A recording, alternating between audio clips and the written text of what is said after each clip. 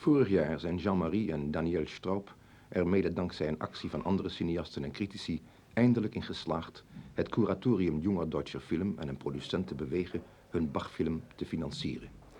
In de tweede helft van 1967 konden ze met de opname beginnen. Alles was minutieus voorbereid. De vele locaties in West- en Oost-Duitsland, de keuze van de beste muzici, de honderden authentieke kostuums, de technische uitrusting. Sie sind Joachim Wolf, Sie sind Produktionsleiter von diesem Bach-Film, nicht? Wie viel ist das Budget von dieser Film? Das Budget dieses Films beträgt rund 600.000 Mark. Ist das viel für deutsche Begriffe? Das ist verhältnismäßig wenig für einen Film wie diesen, der mit sehr guten Musikern gedreht wird, die normalerweise sehr hohe Gagen verlangen. Aber durch Entgegenkommen Herrn Straub gegenüber war es möglich, diesen Film mit dieser Summe zu produzieren. Sie wissen auch, glaube ich, dass er alles dafür getan hat, diesen Film zu realisieren. Ja, Herr Straub gehört zu den wenigen Menschen, die eine Sache, wenn sie mal angefangen haben, wirklich ernst nehmen. Er ist in keinem Falle der Versuchung erlegen, jetzt etwas anderes zu machen, weil dieser Film sich so lange hingezogen hat, bis er also realisiert werden konnte. Er ist ein absoluter Asket in dieser Beziehung. Er lebt sehr einfach und überlebt was manchmal. meinen Sie mit einfach? Können Sie da etwas mehr über sagen? Er hat sich während der letzten Jahre, solange dieser Film also noch nicht gemacht werden konnte, mehr oder weniger von Übersetzungen ernährt, hat sehr viel Geld in die Vorbereitung des Films gesteckt, fährt zum Beispiel kein Auto, hat kein Telefon, wohnt mit seiner Frau seit 7 Jahren in einer Einzimmerwohnung in München, was kein Grund ist, ihn zu bedauern. Und ich glaube, Herr Straub selber wäre der Letzte, der in dieser Beziehung irgendwelche Ansprüche für sich geltend machen würde. Aber er lebt für den Film. Er lebt nur für den Film. Man kann sagen, der Film ist Straub und Straub ist der Film. Und für seine Frau gilt das Gleiche. Ja. Uitgangspunt van de Bach-film is het verlangen om muziek niet te gebruiken als achtergrond, maar, zoals Straub zegt, als esthetische materie te tonen. Het verhaal wordt verteld door Anna Magdalena, Bachs tweede vrouw, vertolkt door Christiane Drewans, zelf ook musicienne.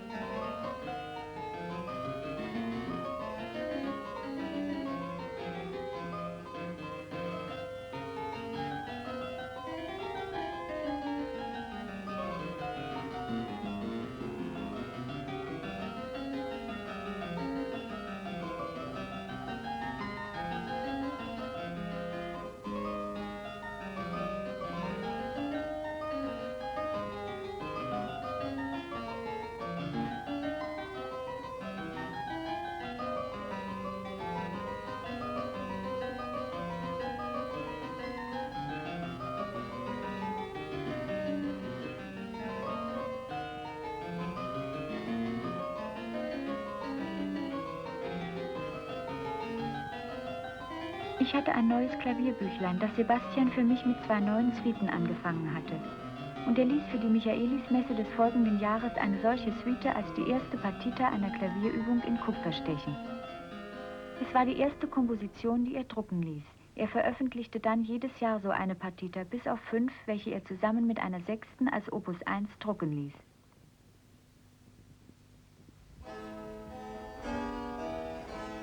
Naast de muziek en de chroniek van Anna Magdalena behelst de film korte episodes uit het leven van Bach, gereduceerd tot momenten tussen de muzikale sequenties. Hier de voorbereiding van zo'n moment, nummer 106 uit het draaiboek. De centrale figuur is Gustav Leonhardt, die Bach personifieert. Straub wil geen acteur van hem maken. Hij wil geen accenten of expressie in de teksten. Ook hier streeft hij naar volstrekte echtheid. Ja, nochmals klar. Am Anfang waren Sie waren freier vorher. Ja, das ist jetzt schwer. Bitte. Er heißt auch Passus Continuus nach der italienischen. Die Hand da muss auf jeden Fall so bleiben. Welche? Die linke. Die linke, ja. Und die rechte auch, die ist gut. Er heißt auch Passus Continuus oder nach der italienischen Endung Basso Continuo. weil er kontinuierlich fortspielt, damit die anderen Stimmen dann und wann pausieren. Wiewohl auch heutzutage dieser Bass zum Öfteren, das waren zu viele. Ja. Und dann und wann pausieren, da hat man gespürt, das haben sie was Naturalistisches so versucht. Doch. Das war natürlich nicht versucht. Ich müsste das nicht haben, sondern dass man den Eindruck, Ja. ich habe den Eindruck gehabt, sie wollen uns den Eindruck geben, das machen sie so natürlich. Nein. Bitte. Er heißt auch Bassus Continuus oder nach der italienischen Endung Basso Continuo, weil er kontinuierlich fortspielt, damit die anderen Stimmen dann und wann pausieren. Ja. Wiewohl auch heutzutage dieser Bass zum Öfteren pausieren, sonderlich in künstlich gesetzten Sachen. Das kann auch ironisch werden. Es kann eine Mischung von Trotzigkeit und Ironie werden.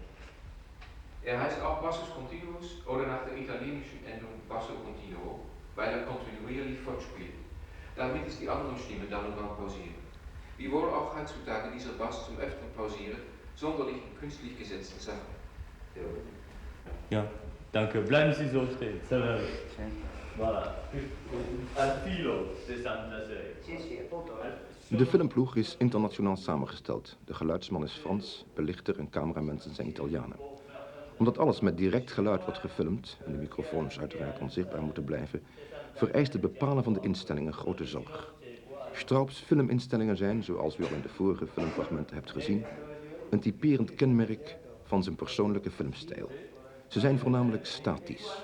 Ze vertonen bewust geen curve, geen spanning. Vrijwel alle muziekstukken in deze film, ook als ze 4 of 7 minuten duren, werden in één instelling gefilmd. Het visuele, het optische wil de werkelijkheid van deze film, dat is de muziek, alleen maar versterken.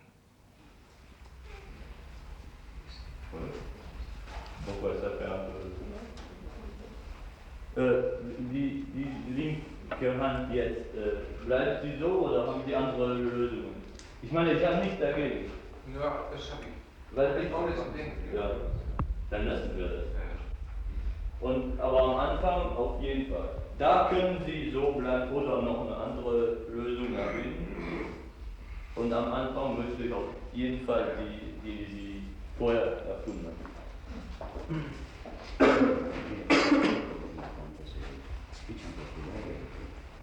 Tussen de opname een gesprek met Leonhard over zijn eerste en waarschijnlijk laatste filmrol. Mijn eerste vraag is eigenlijk hoe je als muzikant met een grote reputatie opeens eigenlijk in dit filmvak terecht bent gekomen. Nou, dat was een grote verrassing, moet ik wel zeggen.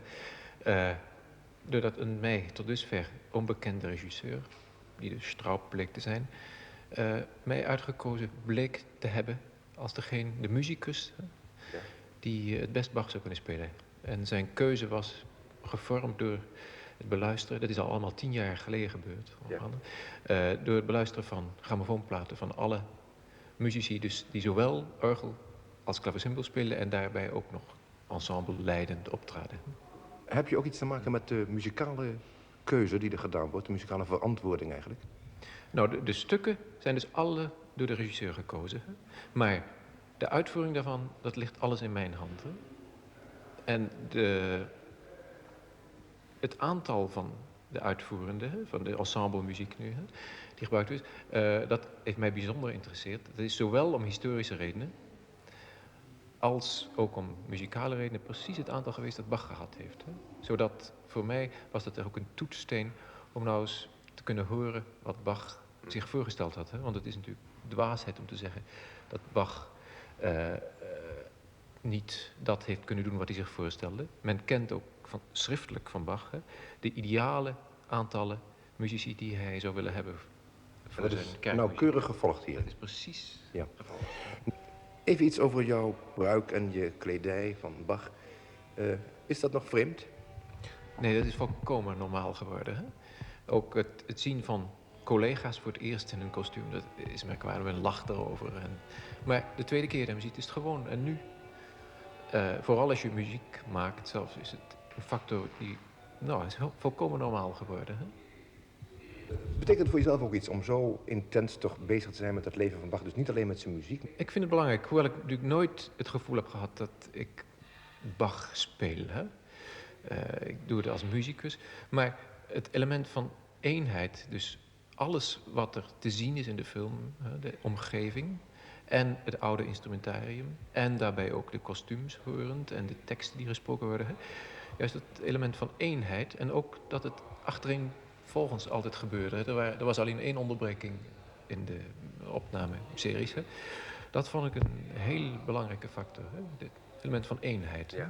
Ich hoffe, dass die Leute, die Bachsche Musik nicht kennen, erstens da Die Musik eine nicht, ja. Offenbarung haben werden. Und, Von Musik. ja, und Ja. dann eben eine Entdeckungsfahrt machen werden in die Mentalität des Menschen des ja. 18., der ersten Hälfte des 18. Jahrhunderts.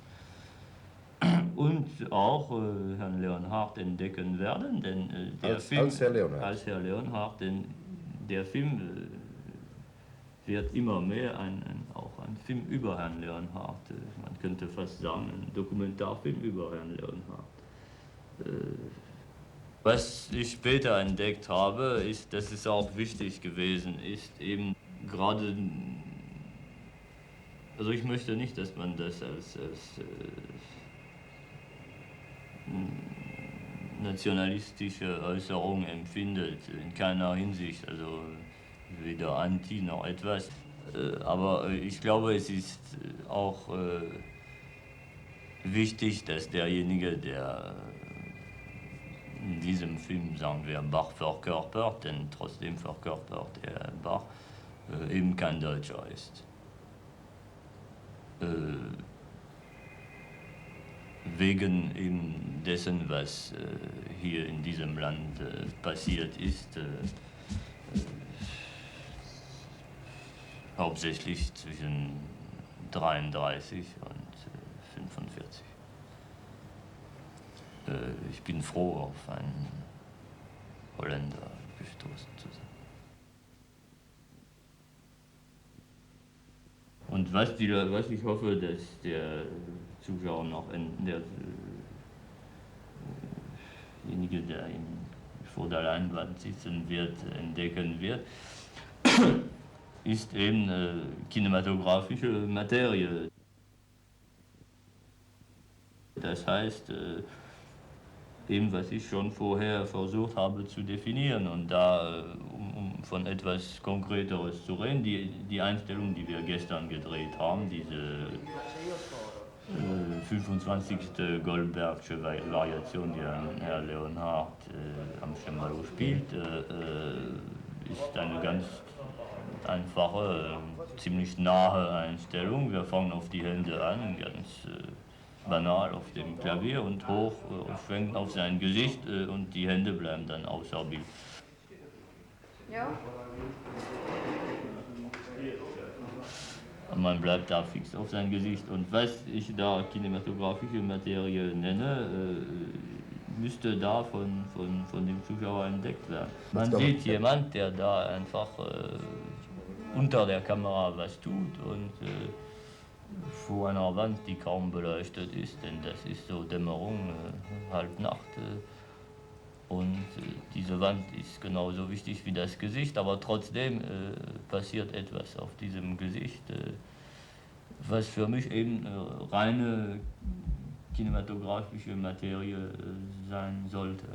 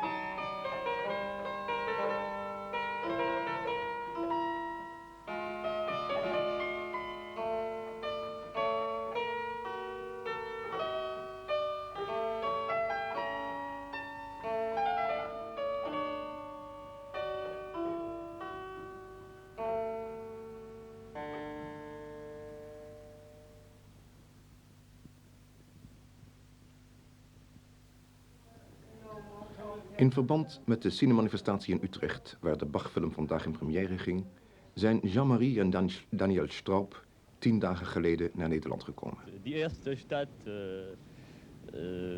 wo ich eine Escale gemacht habe, als ich Frankreich verlassen habe, 58, war Amsterdam. Bij Amsterdam? Ja, die erste Stadt. Oh ja, Direkt ja. von Paris nach Amsterdam. Da bin ich 2 Wochen geblieben. Ah, ja, ja.